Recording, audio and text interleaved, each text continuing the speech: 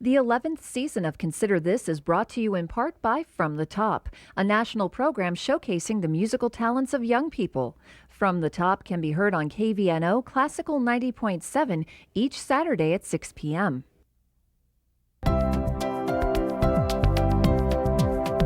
Consider This, a program of issues and information behind today's news.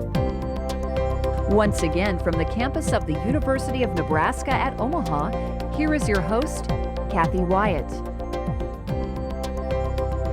120,000. That's the number of adoptions that reportedly took place in the United States in the 1990s. Each situation unique, and each impacting lives in different ways.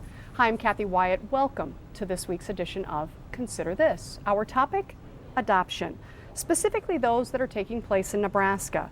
Here to share professional and personal experience are Elaine Adams, an adoption specialist with the Nebraska Children's Home Society, Shannon Stickman, an adoptive parent, and Ashley Walter, who is a birth parent. Welcome to all of you, and thank you so much for joining us. Elaine, we're going to start with you. Okay. Just define what adoption is.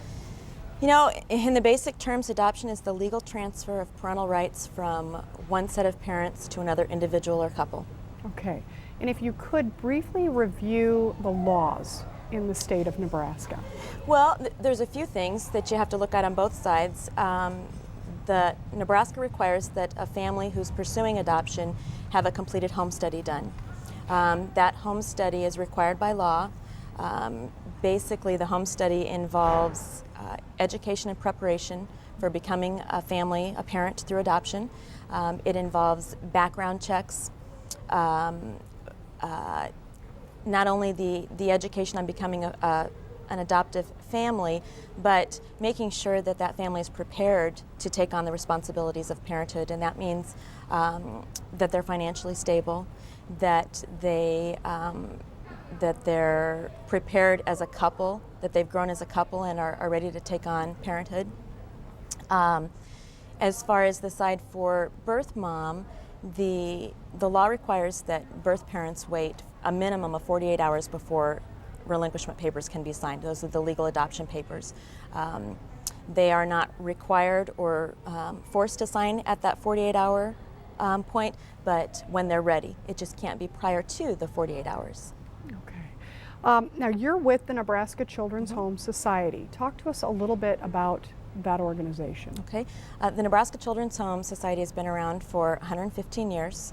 We are a statewide organization with one of our primary focuses being adoption. We have several other programs. Our adoption program is probably our longest standing program, and we work with both adoptive parents in preparing them for their journey through adoption, as well as those individuals and couples, moms and dads, that are considering relinquishing their child for adoption. Okay, and other organizations across the state that are also handling adoptions. Talk about those. Well, there are several. Nebraska Children's Home isn't the only one. There are, 8 to 10 probably organizations in the state of Nebraska that are licensed to place children for adoption. We all belong to an organization called the Nebraska Adoption Association, and are all licensed to do the things that we're doing. Okay, and if you have someone out there that is actually considering this, talk to us a little bit about the differences between, without getting too specific, but just the differences between the organizations, because I think oftentimes people get into that circumstance and wonder, where do I go? What's my first call? What are the options available to me? How do I know, if an organization is following the procedures and so forth? So tell us a little bit about the differences. Well, one of the things, I guess, we're all licensed to place children in the state of Nebraska. We all are able to carry out the legal paperwork that's required to complete an adoption. Each agency is probably different in some of the things that they do. Some of the agencies are more faith-based. Some of them are private nonprofits. Some of the Nebraska Department of Health and Human Services also has an adoption program. So what's most important is that families really explore their options, and it's okay to contact several organizations and meet them and find out if they're a match, because it's very important that a family feel comfortable with the agency that they're working with, because it really is a working relationship in the process that they're going into with adoption. And you do mention the process, and I know that's another key thing, and we talked a little bit about that earlier on. But okay, so they have done their research, they have found that organization with whom, or attorney, with whom they want to work. Walk them through what the expectations would be. You mentioned the home studies and so forth, but what is it really from start to finish, waiting periods, all of that? It's there's a lot involved, and it's obviously making that first call and deciding which agency you're going to work with. Once you've made that choice, each agency probably has a different path as far as in which direction they go first, but the majority, everybody is going to do the education and preparation. That involves group meetings, individual sessions with a caseworker.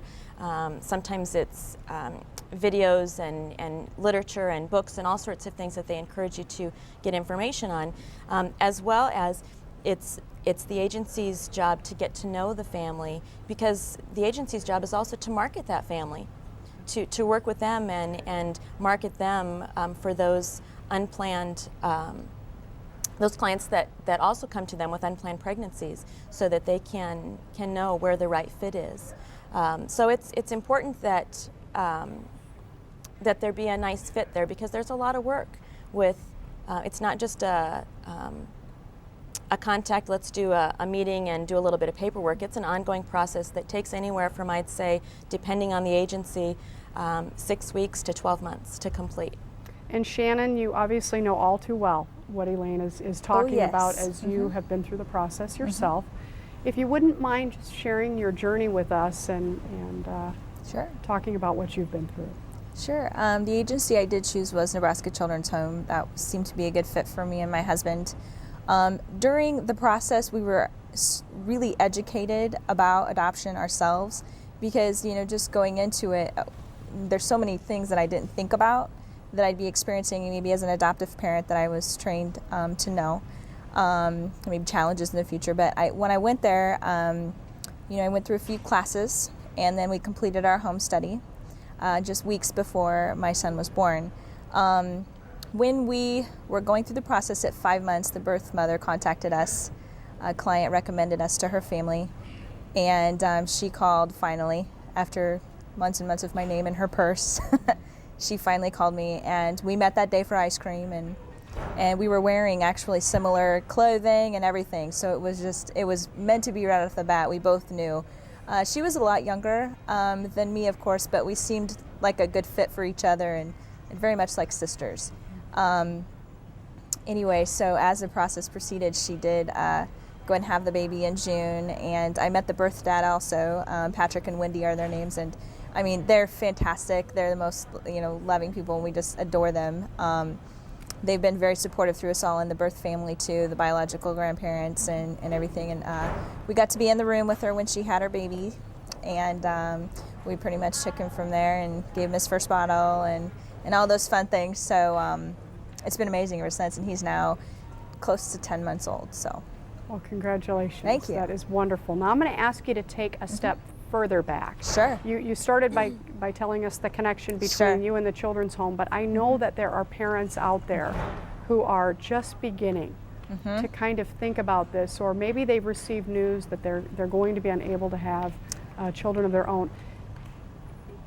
If you had some words of advice to those people that are really literally just starting, what would you tell them? Gosh.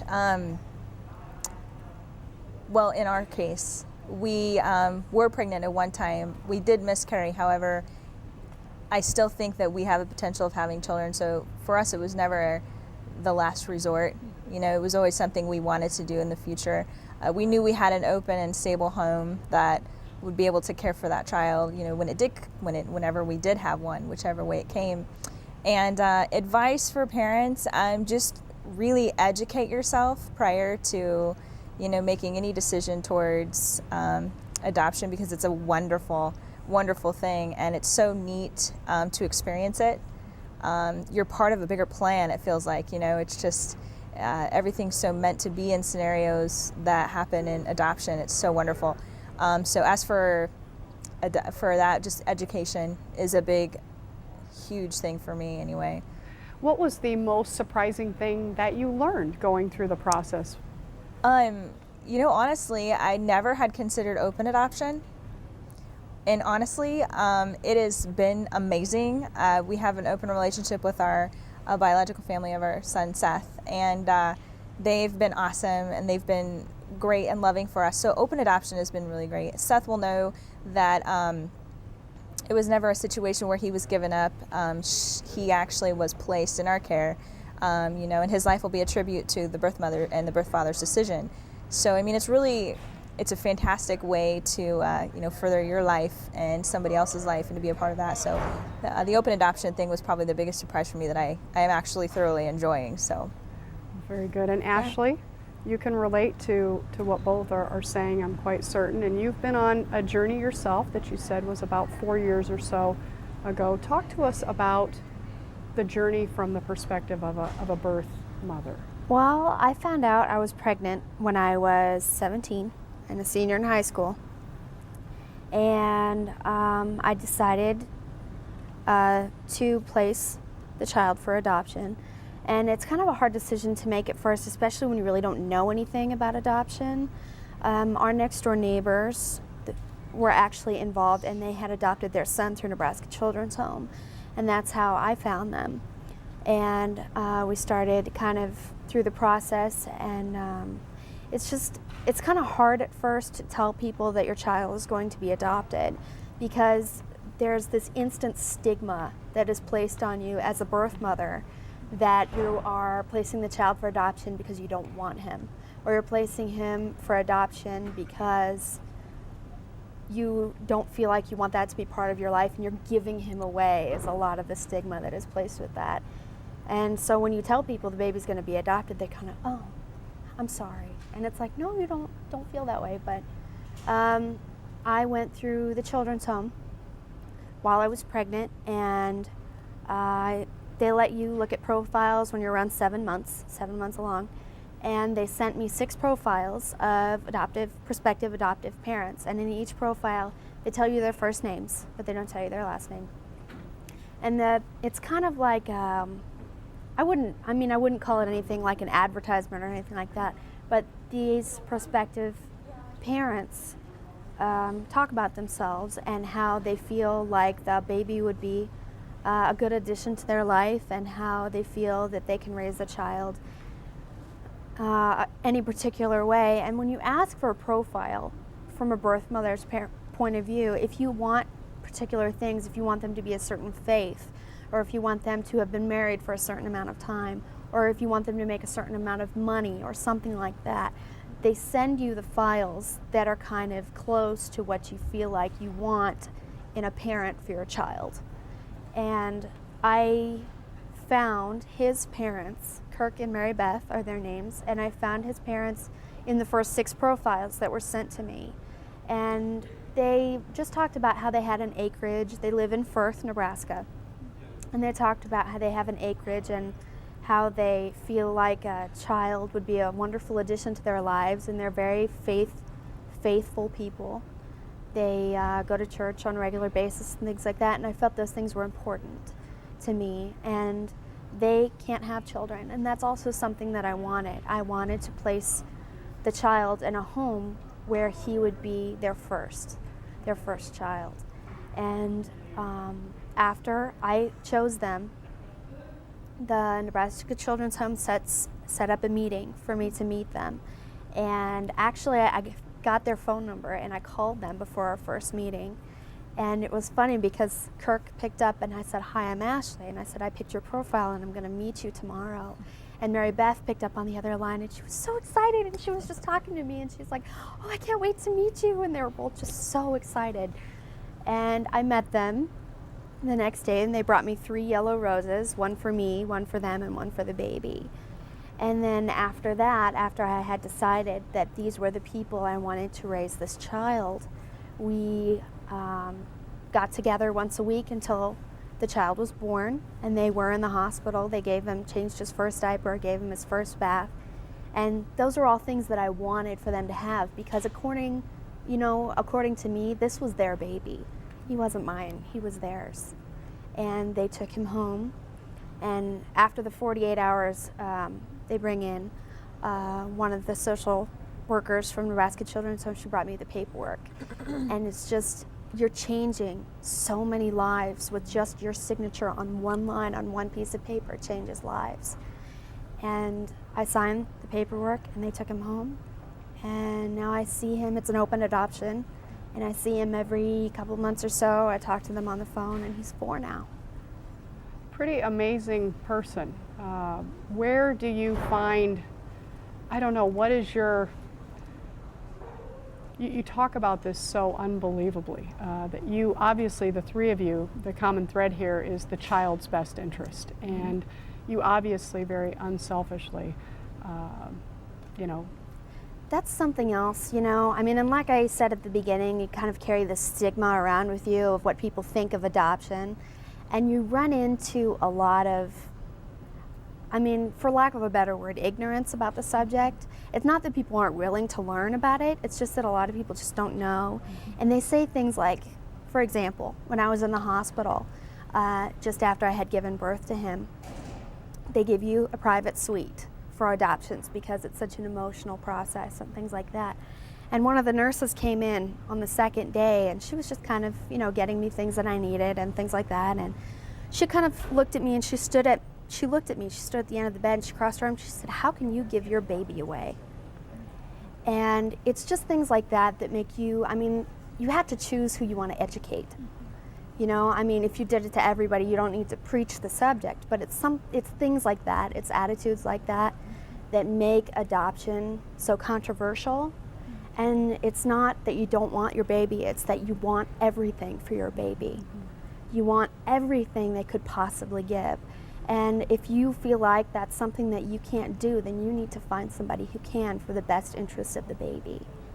Wonderful. And after the nurse talked to me about, after she said that, she walked out, Kirk, Noah's adoptive father, I told him what she said, and he walked out. He said, "I'll be right back." He poofed out his daddy feathers, and he went into the hallway. I'm still not sure to this day what he said to the nurse, but she came in crying.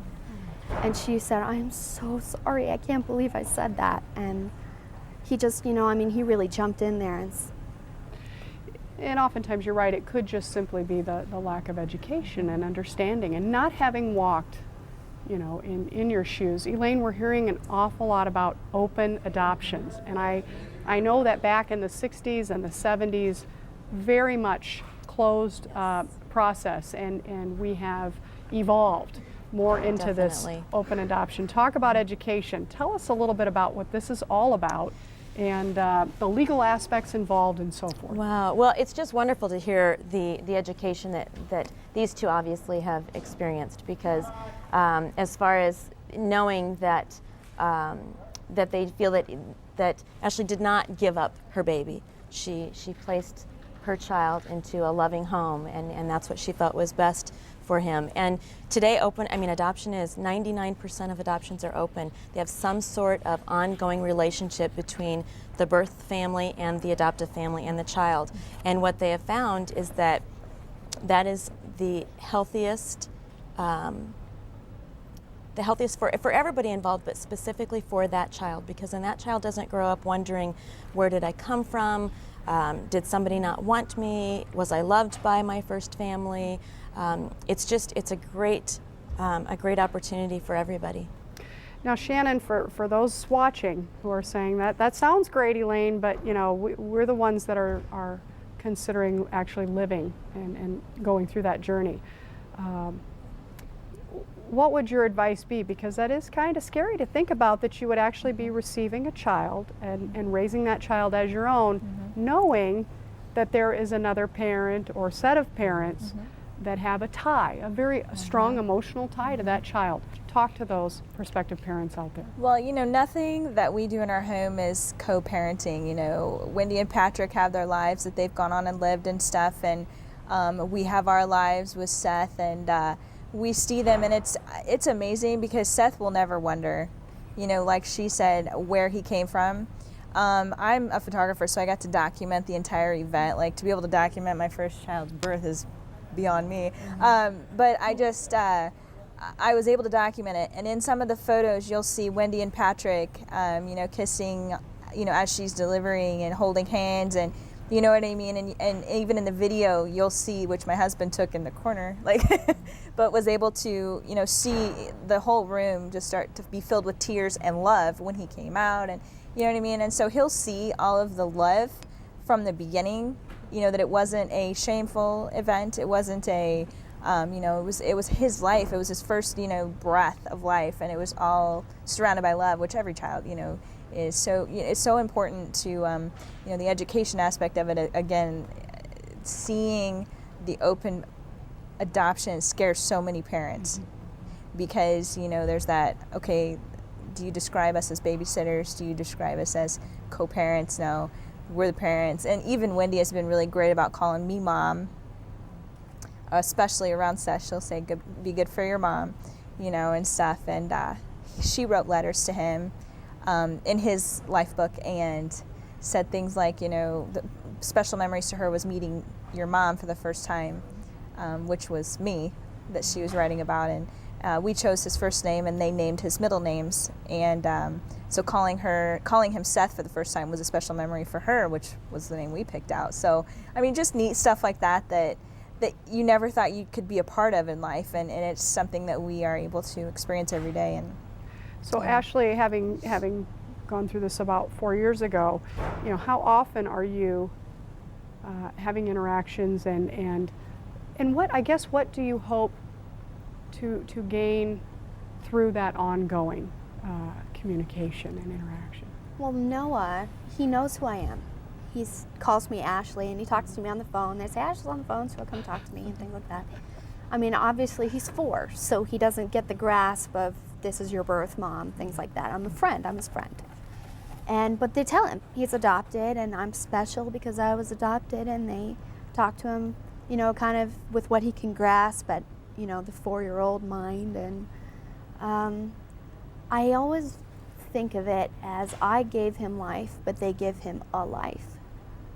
And I don't want to be like, if he gets in a fight with his parents or whatever, to have him come running to me. That's not what I want, because I'm not his mom. I'm his birth mom, but she's his mother. And, through the relationship that I have with him, and as he grows and realizes what part I actually play in his life, I just, I think that they're raising him in a way that he's going to be completely accepting of that. Very good. Now, Elaine, we've talked about open adoptions quite a bit. What other types of adoptions are there available to people? There's 3 broad types of adoption: open, semi-open, and closed. Open is just what we're talking about. It's an ongoing, direct relationship between the adoptive family and the child. And typically the true meaning of a full open adoption is they have direct contact. If they're going to meet or call each other, they pick up the phone and call themselves.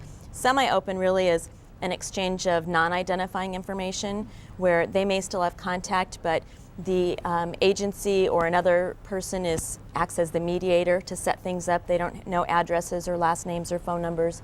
And then closed, which just, as we mentioned earlier, doesn't happen very often, is just that, closed. No information is exchanged other than hopefully some non-identifying medical information. Typically that's always exchanged as far as having that health background and anything that they would know of.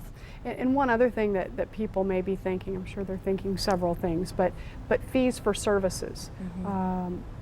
Talk a little bit about that. Well, I would say today an average fee for an adoption is probably 10 to 15,000. Nebraska Children's Home is unique in the sense that we don't charge a fee for our services. We've been fortunate enough to have our families and our families before us and before them have contributed and supported the mission that we have of providing safe and loving care to children. And so we've just been fortunate that way. And international adoptions, we hear quite a bit about those and the expense and the travel and all of that. Tell us a little bit about international adoptions today. That's certainly going to be more than your 10 to 15,000 because there is so much more involved in the travel and the expense. But international adoption, that's another option that families explore. The other would be an older child. Now, if someone were to take the route of the international, who would they contact first? What is the process? There are a lot more agencies that do that. You would still contact an agency. You'd have to find an agency. You still have to have that required home study. It's just that not all agencies work with an international agency. Some of them, like the Nebraska Children's Home, works with other agencies that actually do more of the international work. We'll do the home study piece, and there's lots of local agencies that will do that home study piece, but then they use another agency that's licensed to do international placements. Okay. And one more question. If there's someone watching who they themselves have been adopted, and maybe it has been years ago in the days of the closed adoptions, how do they gain access to records, or can they?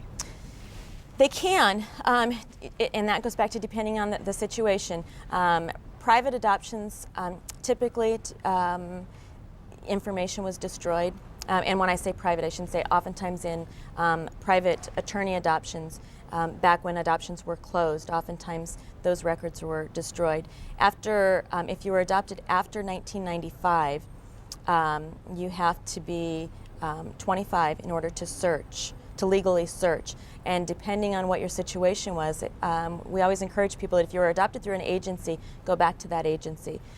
If you know the situation, if you know the attorney that handled the adoption, if you were adopted in a private placement, go to that place. You can also utilize the Nebraska Department of Health and Human Services, and they will assist in that process. And we do have a graphic, thank you for bringing that up, that has a few resources on it, Nebraska Health and Human Services being one of them, and the NAAA that you talked about, and of course the Children's Home information as well. So we would really encourage people who have questions to contact any one of those folks, and they would be willing to help.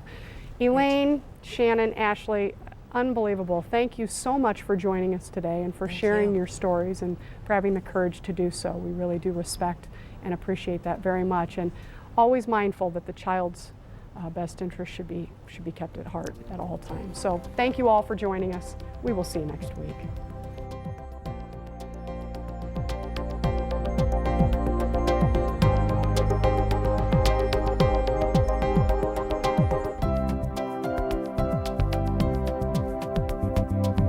Consider This is an issues and information program produced by UNO Television.